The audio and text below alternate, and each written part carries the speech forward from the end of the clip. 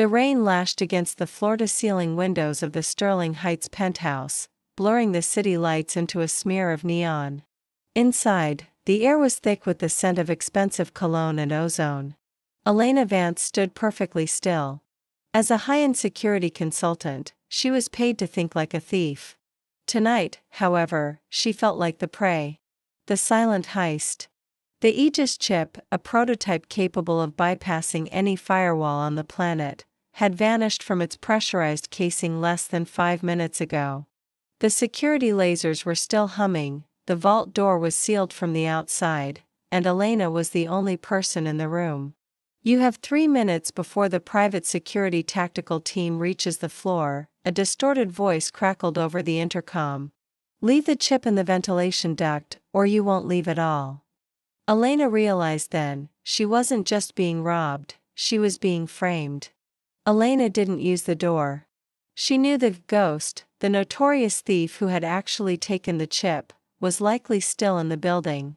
She grabbed a heavy decorative bronze bust and hurled it at the reinforced glass window. Crack. She didn't wait for it to shatter completely. She kicked the glass out and stepped onto the narrow ledge 60 stories above the pavement. The wind tried to pull her into the abyss, but she pressed her back against the cold stone. She saw it then, a dark shape rappelling down the side of the building 2 floors below. The chase was on. Elena used a hidden emergency zipline kit from her belt, a tool she kept just in case. She swung out into the void, the city spinning around her. She landed hard on a balcony just as the ghost was unhooking his gear. They collided in a blur of motion. The ghost was fast, but Elena was desperate. They tumbled through the open balcony doors into an empty apartment. Just as they fought, Elena realized the ghost wasn't trying to escape, he was trying to lead her somewhere. With a swift kick, she pinned him against a wall and ripped off his mask. It wasn't a professional mercenary. It was Marcus, the very head of security who had hired her. "The board was going to fire me, Elena," he wheezed, clutching his side. "I needed a payout. If I caught you with the chip, I'm a hero. If you escaped with it, I'm the victim. Either way, I win." "Not tonight," Elena hissed. She heard the heavy boots of the tactical team in the hallway. Marcus smirked. "Who are they going to believe?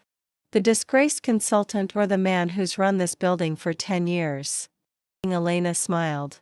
It wasn't a smile of defeat, it was the smile of someone who had planned 3 steps ahead. "I didn't just come here to secure the vault, Marcus," she said, holding up her smartphone. "I came here to test the audio surveillance upgrade I installed yesterday. Every word you just said was streamed live to the local police department and the building's board of directors." The tactical team didn't point their weapons at Elena. They swerved, pinning Marcus to the floor. The lead officer stepped forward, holding a digital tablet showing the recorded confession.